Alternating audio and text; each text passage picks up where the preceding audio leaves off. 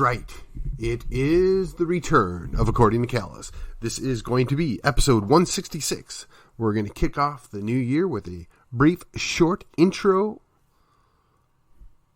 Welcome back. I skipped out the last 2 weeks of 2021. I just needed a little downtime, had a little vacay, a little time with the family and friends, and just kind of was nice to unplug. Also skipped out of the social media for almost the entirety of 2 full weeks. It's just really nice to disengage from all the crazy that makes up our lives these days. So, new year, new mission. And this is, of course, going to be a Mission Monday. We're going to probably do a couple of these. I'm going to then end up jumping back in and finish my review on Wednesdays, right? And on Fridays, we'll do the free-for-alls and the Finley Fridays, right? We want to, and when I say we, I mean we, the listeners and myself, we want to build on what I've been doing. We want to make the most of what my investment is. That is to build a relationship so you guys know who I am, what I'm trying to do, where I'm trying to go.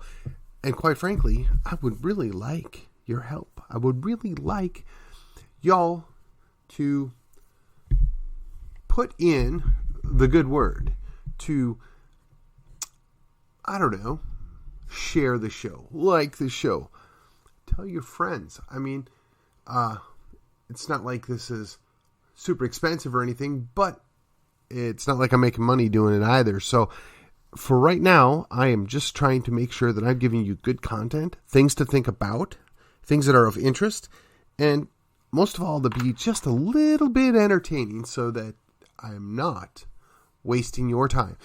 I'm probably going to look at staying right between the 20 to 30 minutes an episode. I'm going to, for the foreseeable future, stick with the 3 episode format.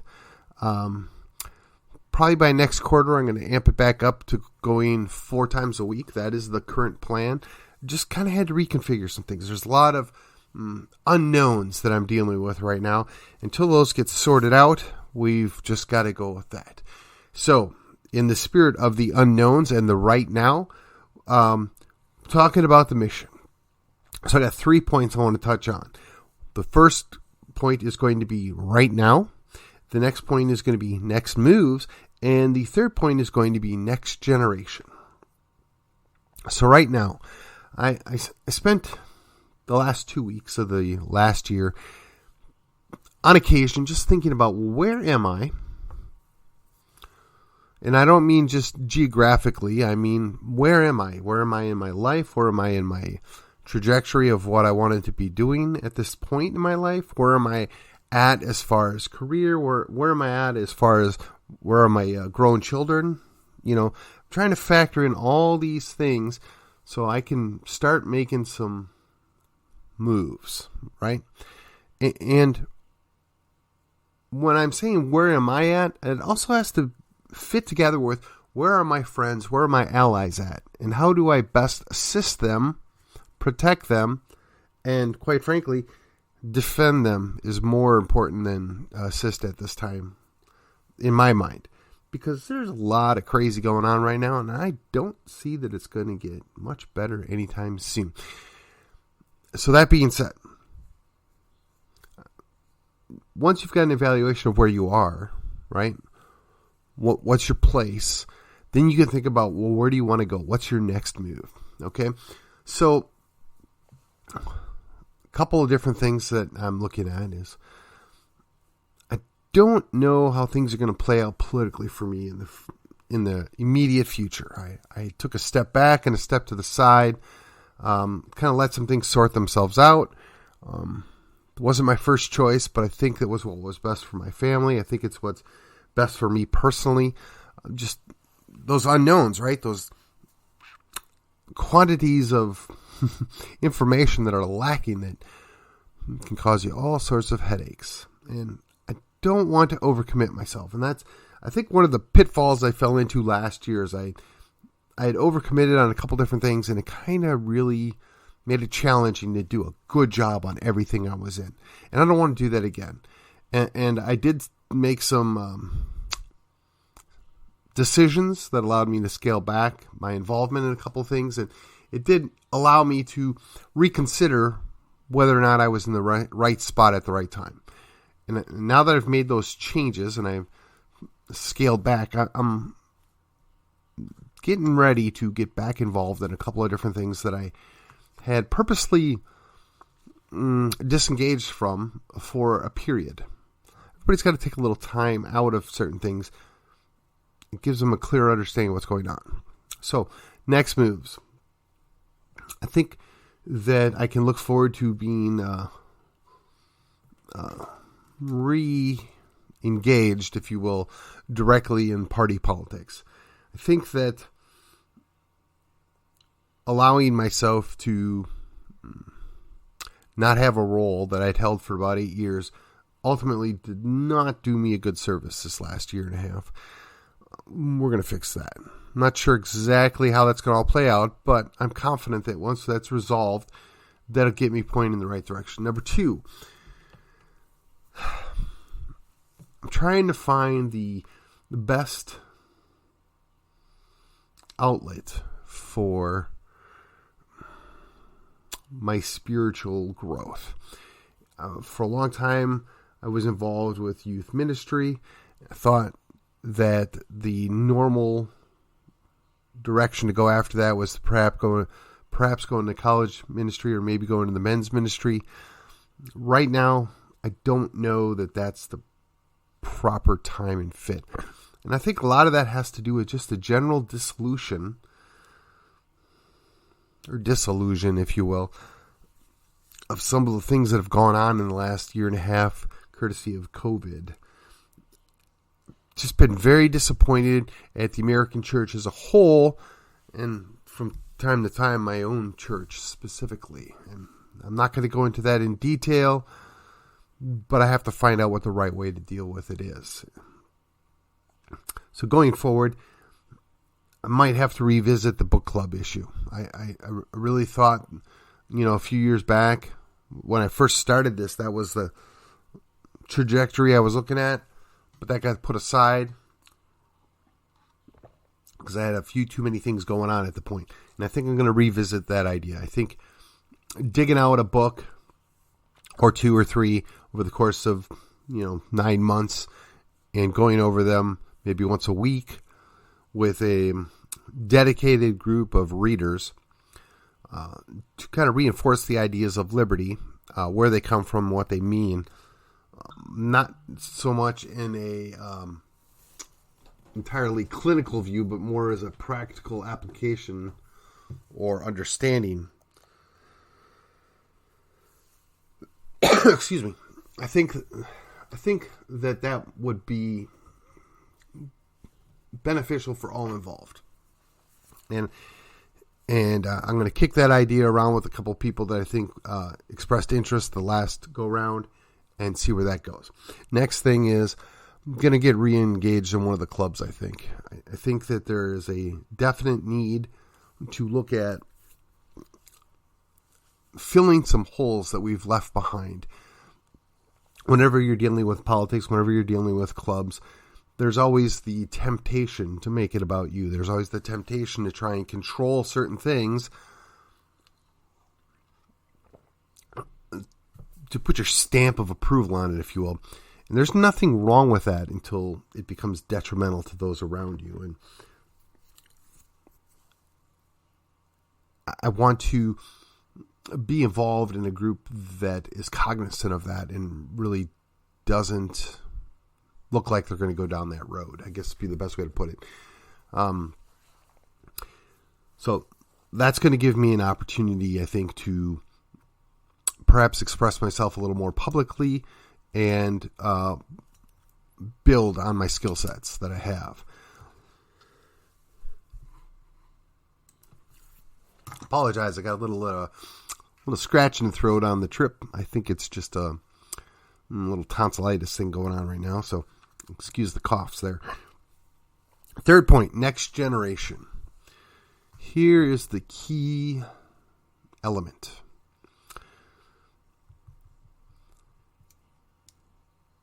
When we're looking at the future, when we're trying to decide where do we want to be going, we have to make the decision early and point the ship in that direction, knowing that at a certain point in the future, this is where we're going to be at. I think that's something that we need to revisit every now and again. So in this time, I was thinking, what do I want to leave? What kind of legacy do we need to have? And right now, I have some serious concerns that Collin County has not done a good job at protecting their flank. Collin County has not been thinking about the future. And when I mean Collin County, I'm referring to those that subscribe to the idea that they're conservatives or Republicans or Christians or whatever your proper term or preferred term is. I see myself as a constitutionalist. I see myself as a Christian first and foremost. And I've got a lot of grace for people that don't necessarily 100% agree with me. But I got a lack of tolerance for people that say they're on my team and then they're not. If somebody's honest and just says up front, hey, Stephen, we don't agree on this or we don't agree on that, but we can work together on all these other things. Yeah, all day long. I'm on board. Let's do it. But somebody says, oh, yeah, we're on the same team. We agree. And then when push comes to shove, they knuckle under or they cave or they just let you down. That gets old real fast. That does not inspire a lot of confidence. That does not make me enthusiastic about that person or their group or really anything that they have to do with, because that's a tell in a lack of character. So the next generation, we want to inspire good character. We want to protect the flank, right? That is, we've got 3-4 counties that abut next to Collin County. We need to be building into them so that they can look forward to a future where, as the population spreads, that they have prepared the ground, so to speak. The other thing we need to do is we need to really redouble our efforts on young people. And that's one of the things that, I got to say I'm a little envious. It's real easy to sell young people an idea that they should get stuff for free, or they should get it for cheap, or there shouldn't be any cost to certain things. And sure, that sounds great when you are 15 or 20 or even 23. By the time you get up to 30, you start to think to yourself, man, if nobody pays for anything, where's all this money coming from? Hey, man, I don't want to work for free. How are we going to do this? I mean, Europe has the issue right now where their only real growth is in bureaucracy, which then means that taxes. And you know what? The United States decided to follow suit. The real growth isn't really there. It's fake growth. But we need to prepare our young people for that. And the other thing we need to do, we need to really look at how do we best serve those people that are past their prime. Now think about it. If you've got an entire generation of people that aren't able to necessarily take care of themselves right now, but they can tell stories about their past and all the things they've done, and they remember certain things, and they have the skills that they can describe, that's people you want around your kids, your grandkids. They can pour into the youngest generation. They can build their respect. The intergenerational timeline can continue. Now, how do you do that? Well, one of the things is you got to look for alternative education. And this is a reoccurring theme in my life is, how do I redo the educational model? Now,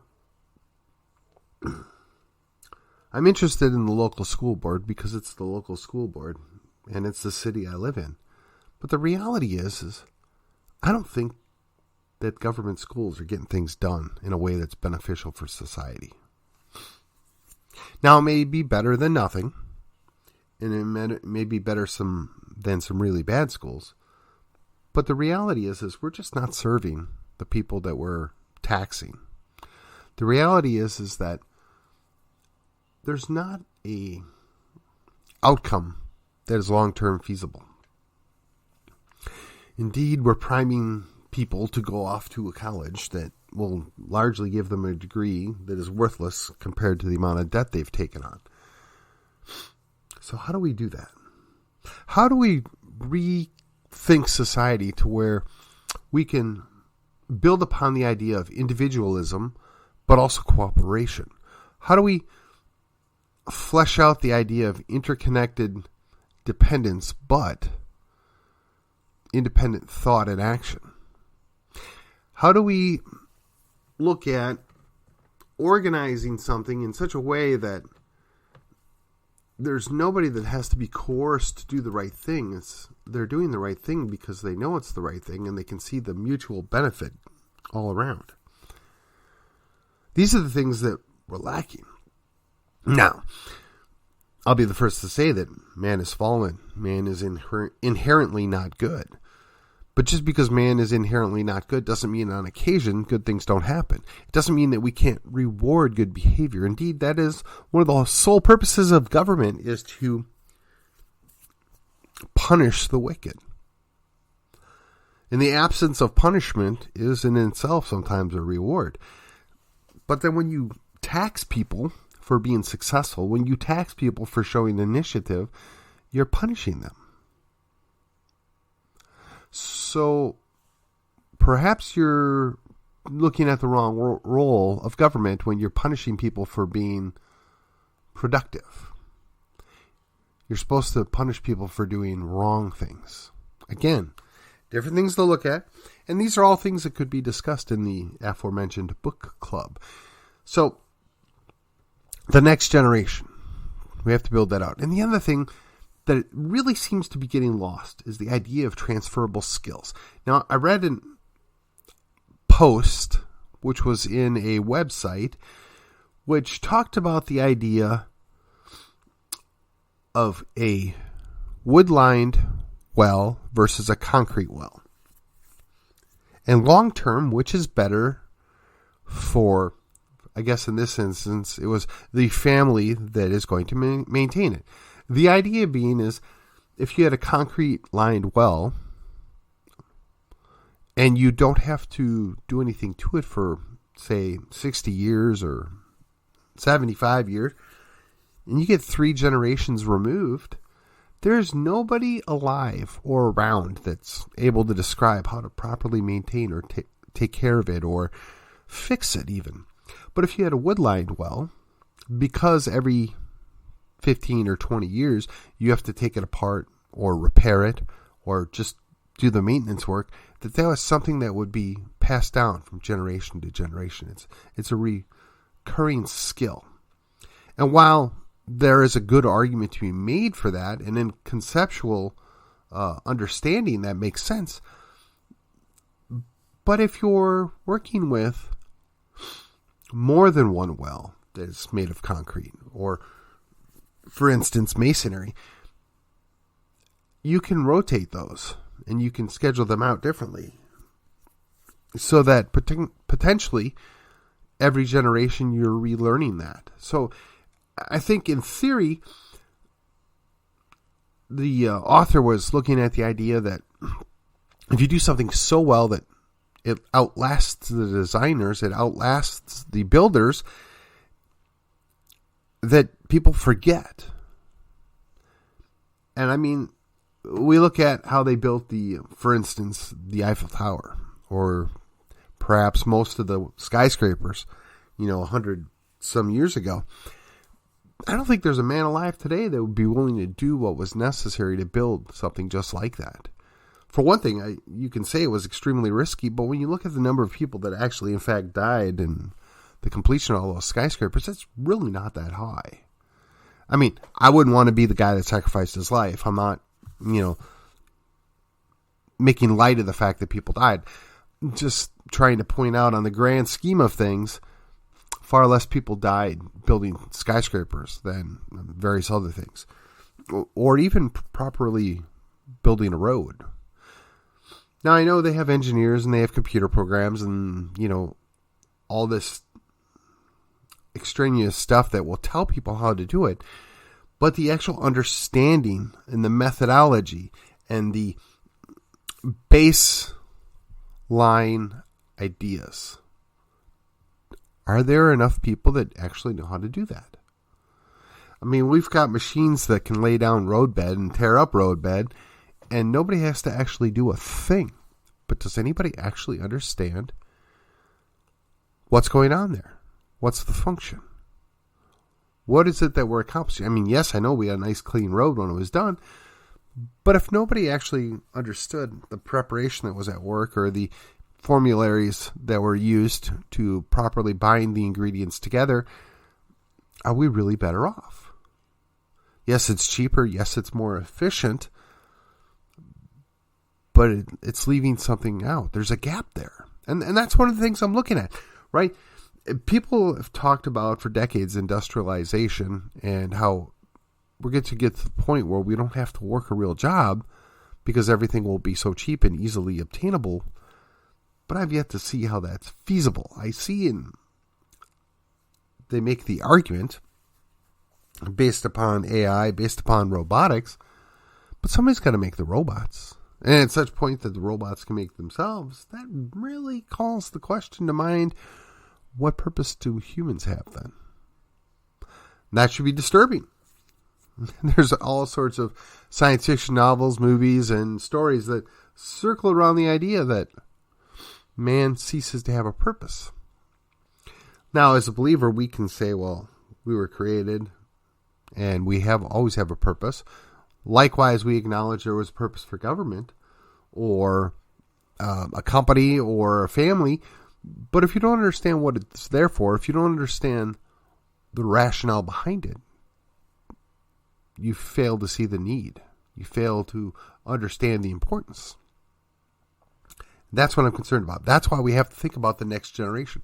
That's why once we get these next moves put in place, we can start building towards the next generation. We should always be thinking ahead. We should always be thinking about the generation that follows. And that's one of the things that clearly the generation before me didn't do well. And at the risk of sounding like the Gen X self that I am, the boomers let us down. They didn't really prepare us or anyone to replace them or to succeed them, right? There should always be a succession plan, but they didn't want to do it. And I can't say I blame them. I mean, if you reach certain levels of success or you attain certain roles, you want to keep them for as long as you can. But at the risk of damaging the people that are supposed to follow you, it doesn't make sense to me. And honestly, as they've given away large parts of our economy,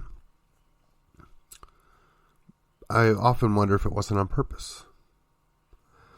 But what I think they all fail to see is who's going to take care of them when they can't take care of themselves anymore? Who's going to be producing for them when there's nothing left to produce? At the macro level, you may not see these things, but when you go down just a step or two, the whole idea of a small town was it was supposed to be largely independent of the surrounding towns, but dependent on the surrounding agricultural area, if you will. There's a reason why a lot of cities were built on rivers or other transportation hubs because of trade. When you're looking at the next generation, you have to look about how do you make it productive? How do you make it regenerative, right? Not just sustainable, but regenerative.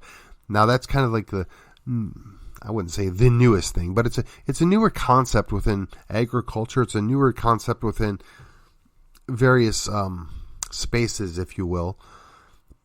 But if you could regenerate your small town or regenerate a small city every couple of decades or every generation or two to reuse that which is there to make the most of it.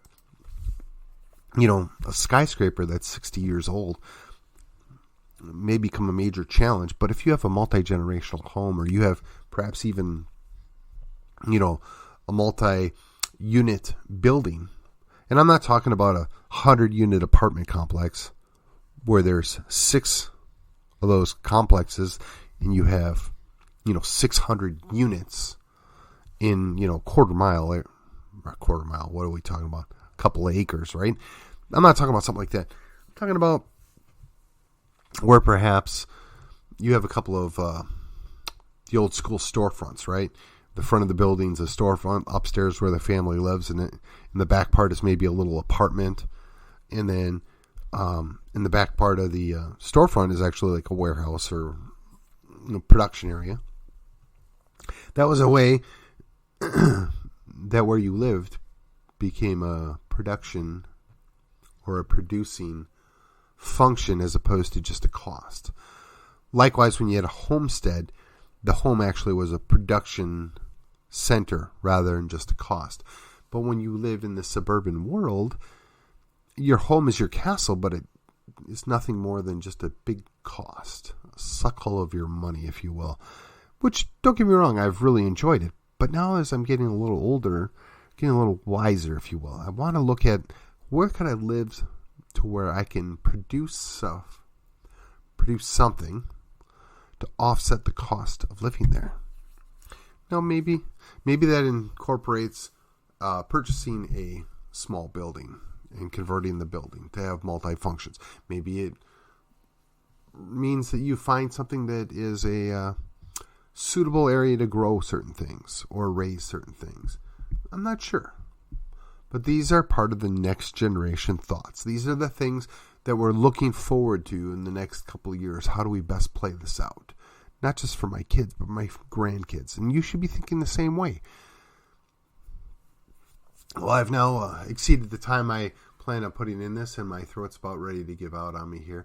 So with that, I thank you for joining me on the return, episode 166, New Year, New Mission. On the Mission Monday, this was According to Callus, and I will see you on the other side.